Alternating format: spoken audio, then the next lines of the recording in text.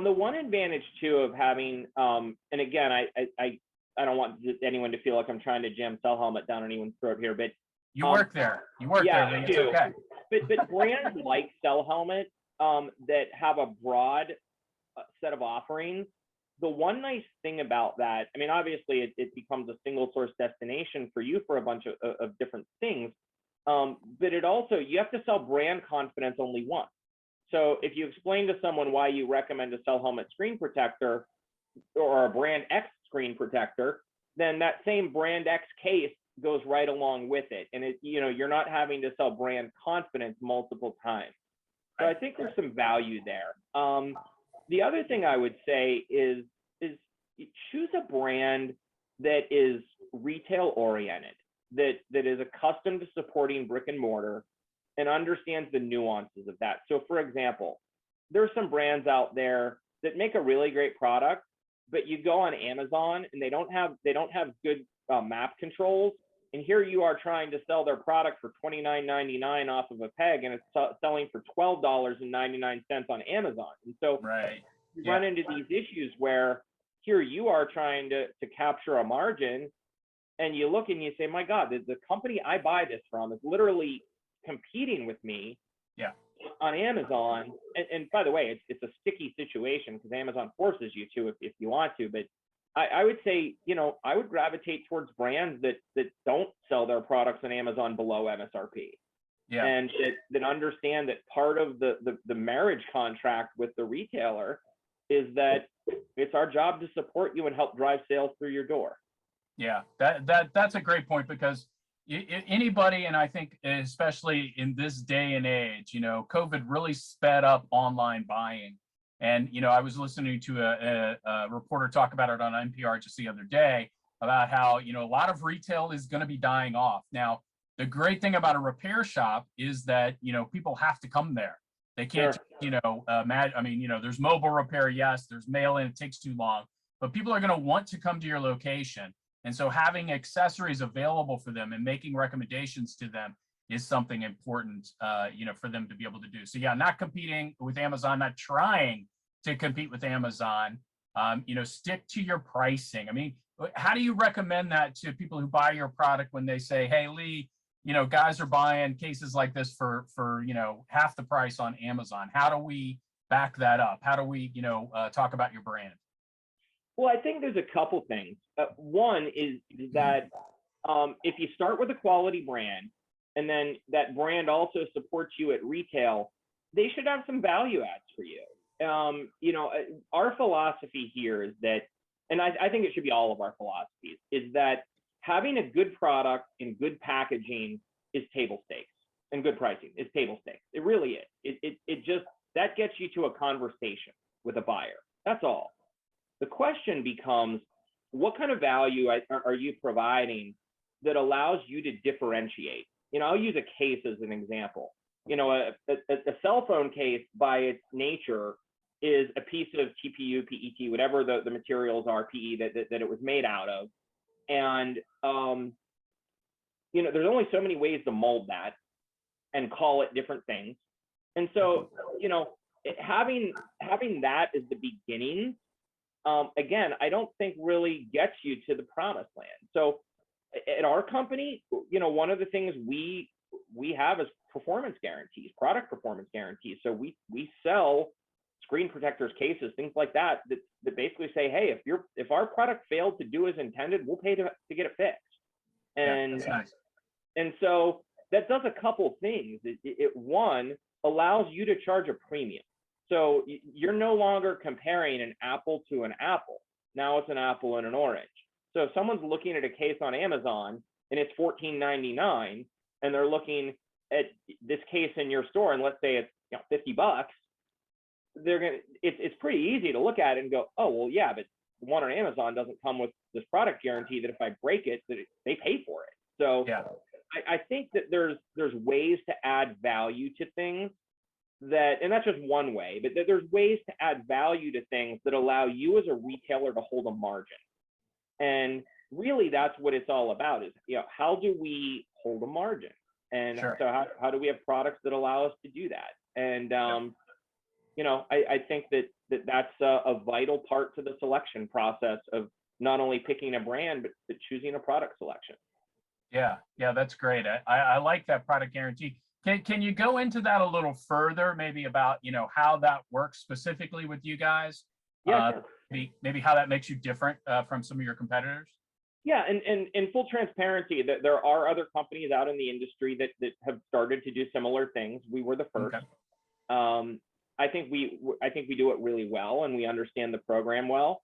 But in general terms, someone purchases a product, they register that product appropriately, and then for 1 year, that product is now basically has a performance guarantee, a product performance guarantee, up to a certain dollar amount based upon the product that they purchased. So assuming they've registered it correctly and done what was asked of them, then they're in a position where if that product were to break, so let's say you bought a screen protector as an example with a guarantee, and they broke their screen, then Cellhelmet would then reimburse the consumer for up to X dollars, 100, 300, 250, whatever the number is, for that broken screen. And so it gives a couple things to the consumer.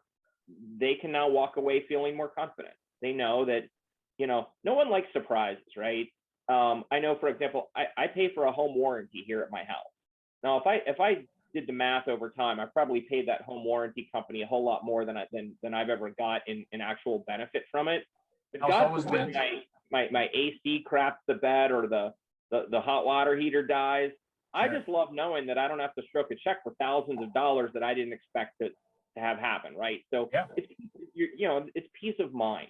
So I think there's really great value in peace of mind for someone to know, hey, I walked into this repair shop today feeling really anxious and upset because I just broke my new phone. And now I walk out feeling confident because if God forbid it happens again, I know I'm covered. And so I think there's value there. The second piece of value is we drive those customers back to your store.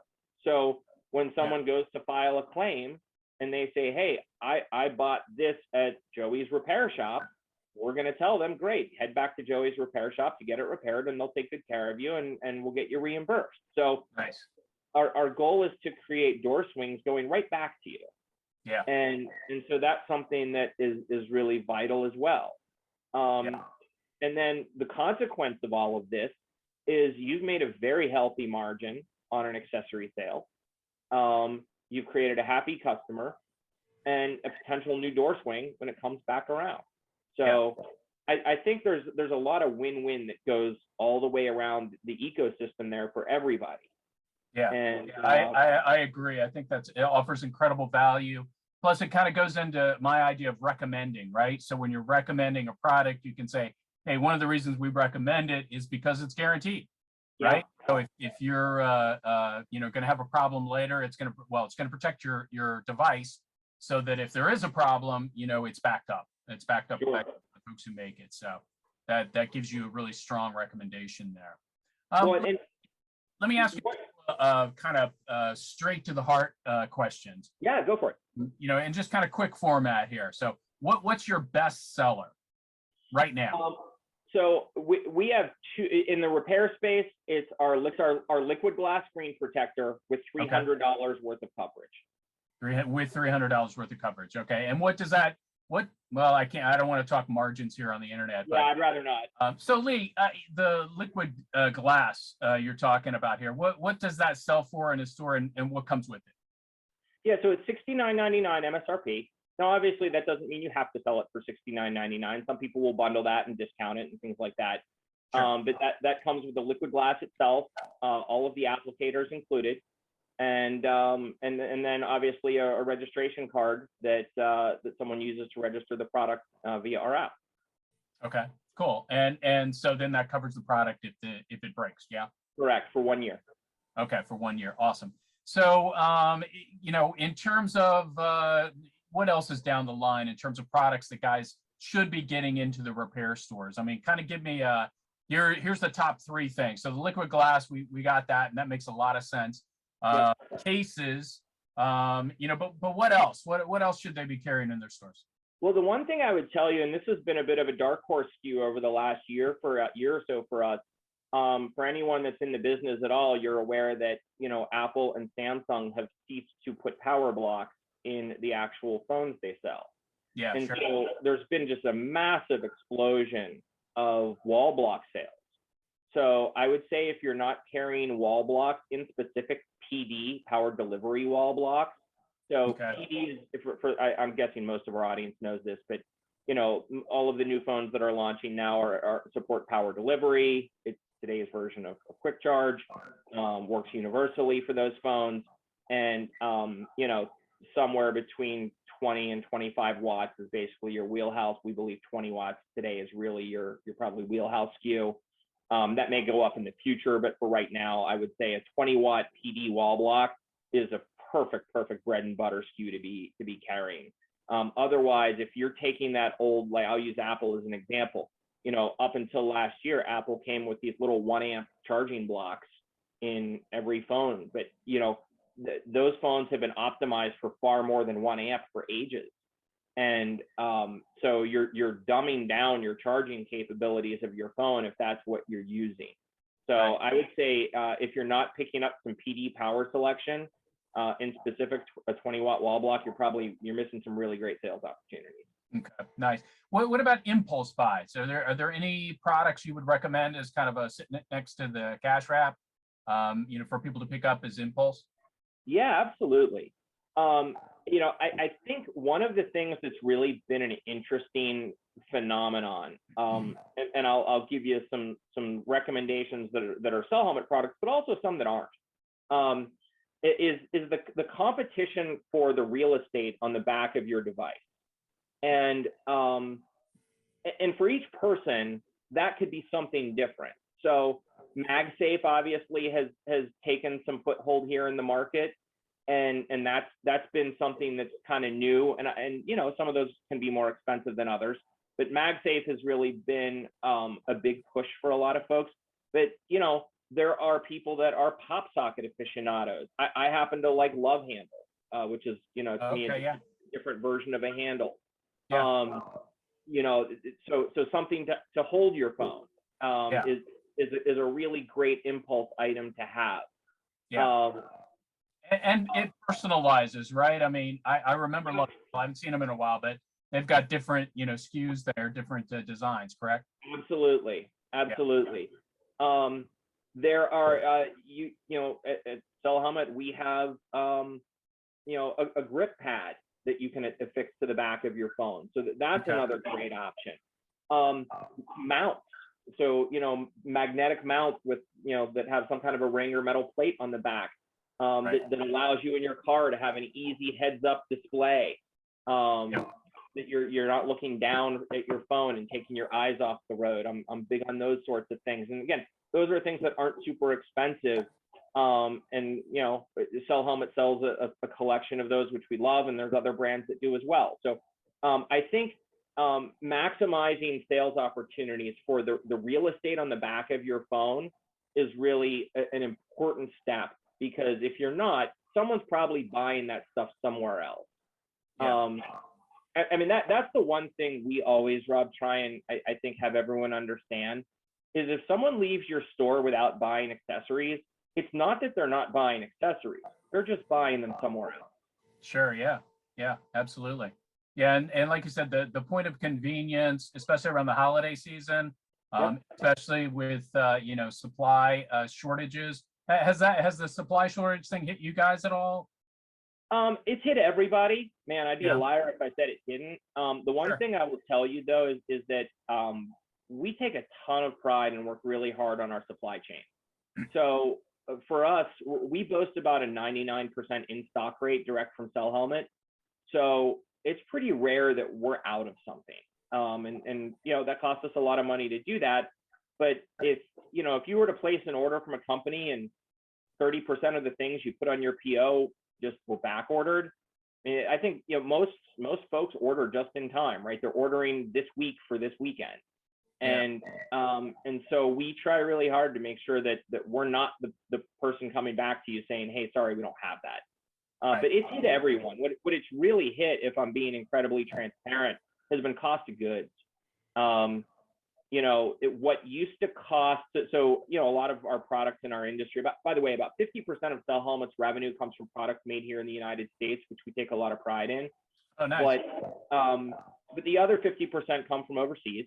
And what's really hurt all of us is that, what used to cost, I'll call it X, to put on, say, a container and get it on a boat, now costs about 3X. Yeah. That same item on a container and put it on a boat, and it now takes longer to get here. So the prices haven't gone up in the market. What's really happened is it's impacted the margin of companies like ours and our ability to operate well.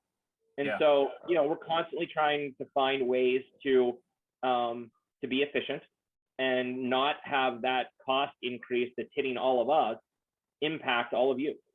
Yeah, that's great. That's great. And I like the fact that you guys are sourcing here in the U.S. That's just a nice way to do business and helps out.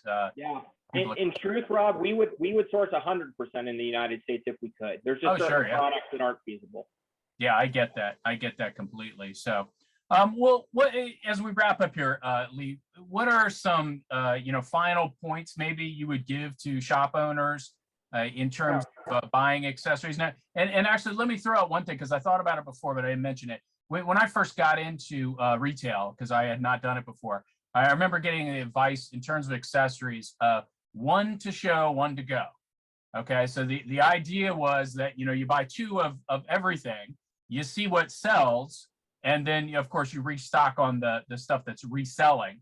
But if you got two of them, you've got one you can show off, and then one you can send out the door on a sale. But what kind of advice would you give shop owners with purchasing? I would say a couple things. One, work with a vendor that stock balances. And if you're working with a vendor that's willing to stock balance for you, then your risk appetite goes up significantly, because then you can try some things. Explain stock balance so people know what that means. Quite simply, that you can send it back. So there's some people don't allow it. Some people have certain parameters. Everyone has certain parameters around it. But the whole idea is that you can buy something, if it doesn't move, you send it back. And that's where the true partnership comes in. So work with someone that'll stock balance with you. Work with someone and what you need, not just trying to product dump onto a shelf for you. Sure.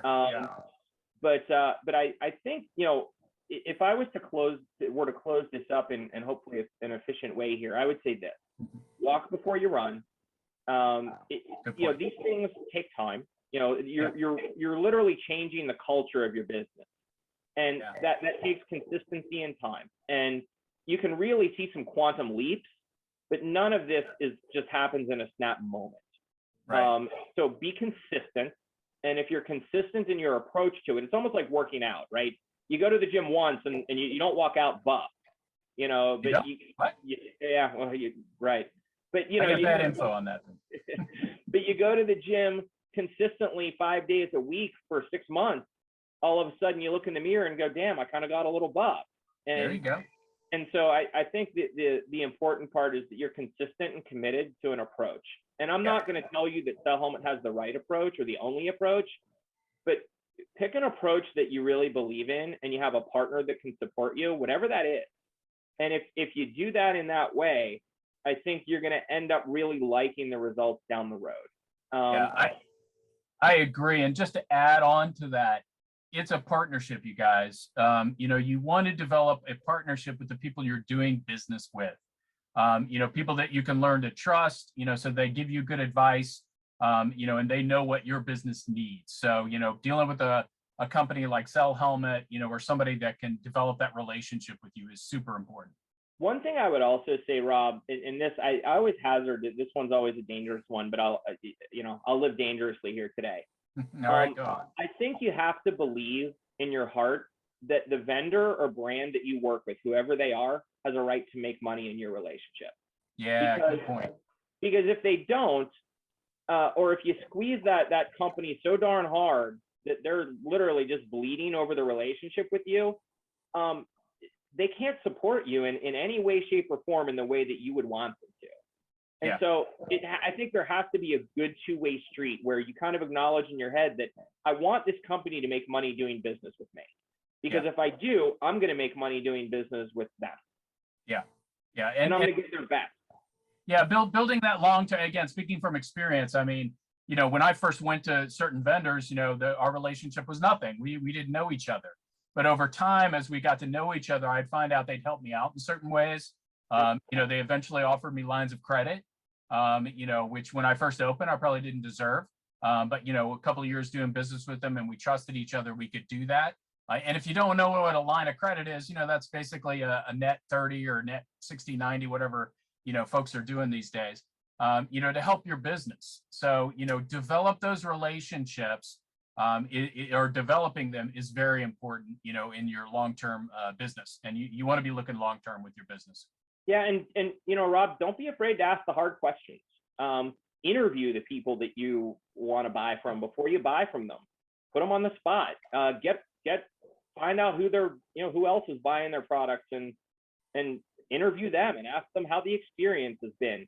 And these are all good, important decisions. And, you know, I think everyone, us included, should be held accountable to how we treat people. And if you do that, you know, well, more often than not, I think people tend to have good things to say about you. And if you don't, that comes back to bite you too. But, Yeah. you know, be thorough in your process. And I'd encourage all of you, if any of you have any questions, hopefully you can tell from this interview, I'm a pretty darn open book. I don't think there's any mystery to any of this. Happy to answer any questions I can. Yeah, that's awesome. I appreciate that. One last bit of advice I would just give, especially to repair guys, you know, don't fall into the trap that you have to buy everything from one person. Nope. You know, especially when you're, you know, repair parts. I know there's guys that do that great. A lot of times they sell accessories as well. An accessory company, I think, is a better option. That's what I found a lot more success in, was going to somebody that specializes in parts. Hey, I buy my parts here, and somebody who specializes in accessories over here. Yeah, I mean, you wouldn't go to a transmission shop to get your car detailed. So. Exactly. That's a great point. And I think a lot of companies really need to recognize that and understand that as they move forward. And it's no crime to buy from multiple companies. Not at all. Wherever you find the best relationships and best deals. Lee, I really want to thank you for your time today. You know, you're a great guy. I've known you for a few years, and Cellhelmet, I think, is a great company to do business with. So I highly recommend them. It's cellhelmet.com, right? Or do you guys have a, yeah. Yes, cellhelmet.com. And we also have cellhelmet.com wholesale. So you can find us both at cellhelmet.com and link appropriately. You can get in touch if you don't have a rep to work with. We'll be happy to get you paired up with somebody. But Rob, I thank you for the kind words. Most importantly, I thank you for the time and the audience to talk with your folks. And you know, we love seeing you guys be successful. So if you know, if anyone has anything I can do to help, let me know. That's awesome. I appreciate it, Lee. All right,